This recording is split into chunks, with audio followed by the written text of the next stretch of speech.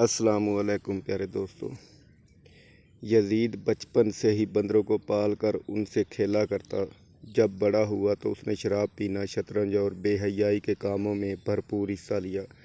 آج کی ویڈیو میں ہم یزید کے بدترین اور عبرتناک موت کا ذکر کریں گے۔ پیارے دوستو، انتہائی مخالفت کے باوجود بھی یزید 60 ہجری کو تخت نشین ہو گیا۔ تخت پر بیٹھتے ہی یزید نے مدینے کے گورنر عتبہ کو خط لکھا: عبداللہ بن زبیر، عبد الرحمن بن ابی بکر، عبداللہ بن عمر اور سیدنا امام حسین سے میری بیعت لی جائے۔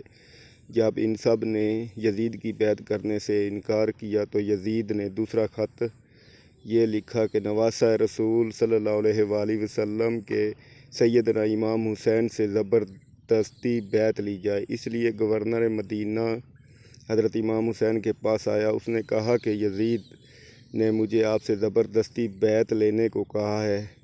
جب حضرت امام حسین نے دیکھا کہ اگر میں نے یزید کے ہاتھ پر بیعت نہ کی تو مدینہ میں قتل و غارت ہو سکتی ہے، تو آپ وہاں سے ہجرت کر کے مکہ پھر کوفہ کی طرف نکل گئے۔ حضرت امام حسین کے ساتھ آپ کے گھر والے اور کچھ صحابہ کرام بھی موجود تھے، لیکن 18,000 کوفیوں نے حضرت امام حسین کی بیعت توڑ دی، جس کے بعد سے میدان کربلا کا واقعہ پیش آیا تھا۔ میدان کربلا کا واقعہ ہی یزید کا سب سے بڑا گناہ مانا جاتا ہے۔ جب یزید کو پتہ چلا کہ حضرت امام حسین کوفہ کی طرف آ رہے ہیں تو یزید نے عبداللہ بن زیاد جیسے سخت دل گورنر کو کوفہ میں مقرر کر دیا۔ ان کو یزید نے کہا کہ حضرت امام حسین سے بیعت لو، اگر وہ میری ہاتھ بیعت نہیں کرتا تو اس سے جنگ کرو۔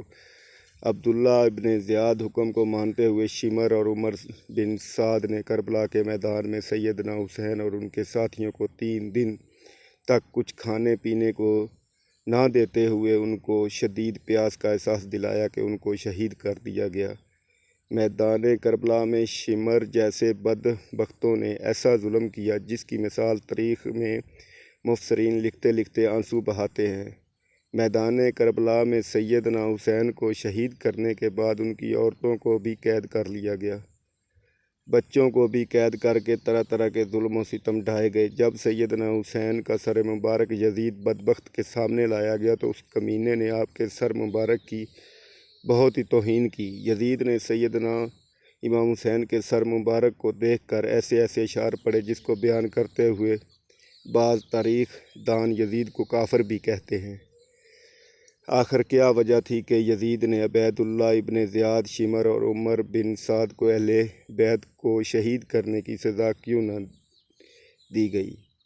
کیونکہ واقعہ کربلا کے بعد بھی یزید کی موت تک عبداللہ ابن زیاد کوفہ اور بصرہ پر یزید کی طرف سے حکمران رہا۔ ایسے واقعات کے باوجود بھی عبداللہ ابن زیاد جیسا شخص اپنی مسحنت پر اجمان رکھنے کی وجہ یزید کے پاس آخر کیا تھی؟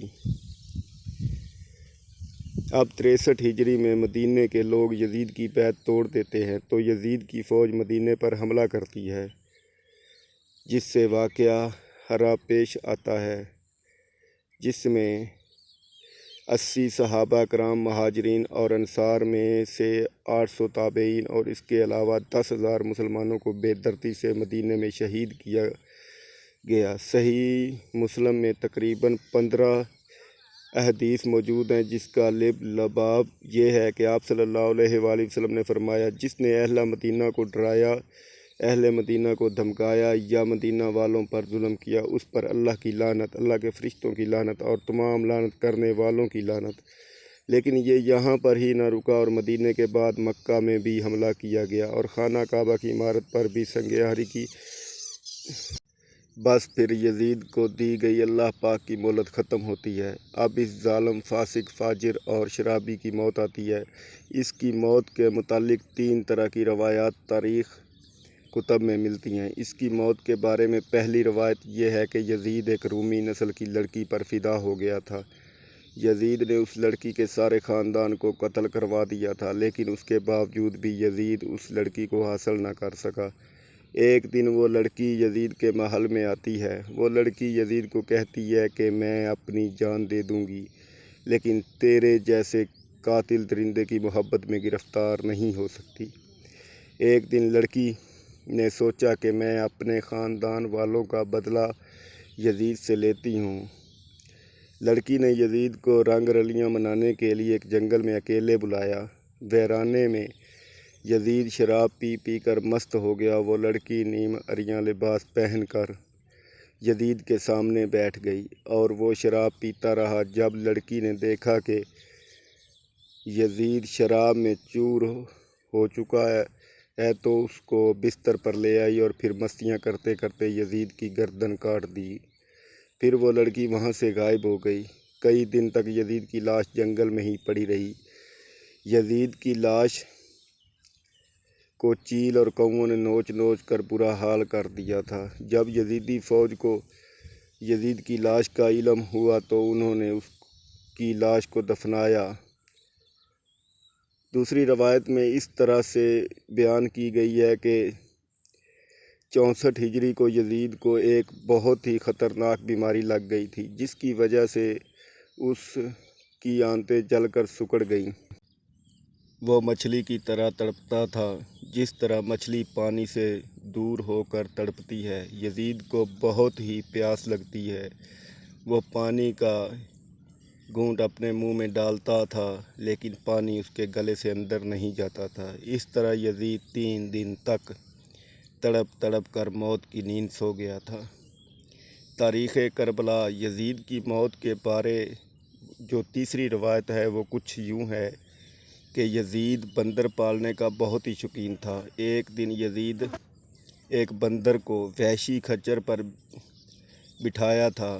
خچر بہت ہی تیز تھا۔ یزید نے بندر کو خچر پر بٹھا کر خود اس کے پیچھے اپنا گھوڑا لگا دیا تھا۔ جب خچر جنگل میں پہنچ گیا، اس کے پیچھے پیچھے یزید کا گھوڑا بھی بھاگ رہا تھا۔ جنگل میں پہنچ کر گھوڑے نے حضرت امام حسین کے قاتل کو نیچے زمین پر دے مارا۔ یزید کا سر ایک پتھر کے ساتھ لگ گیا۔ یزید کا پاؤں گھوڑے کی رکاب میں ہی پھنس کر رہ گیا۔ گھوڑا بھاگتا رہا۔ یزید جنگل میں درختوں اور پتھروں سے ٹکراتا ہے، جس کی وجہ سے یزید کا جسم کٹنے لگا۔ جب یزید کی لاش کو لوگوں نے دیکھا تو وہ کہنے لگے کہ سیدنا امام حسین کو شہید کرنے کی یہی سزا ہوتی ہے۔ میدان کربلا کے بعد یزید صرف 6 مہینے 3 سال کی عمر پا کر 14 ربیع الاول 64 ہجری کو ملک شام سرزمین پر 39 سال کی عمر پا کر کتے کی موت مر گیا۔ آج بھی اس کمینے پر عرش و فرش والے لعنت بھیجتے ہیں۔ اس کی قبر دمشق میں عبرت کا نشان بنی ہوئی ہے۔ حوالہ ابن کثیر۔ اللہ تعالیٰ سے دعا ہے کہ وہ ہمیں آل محمد صلی اللہ علیہ وآلہ وسلم سے محبت کرنے والا اور آل پاک کی صحیح طریقے سے غلامی کرنے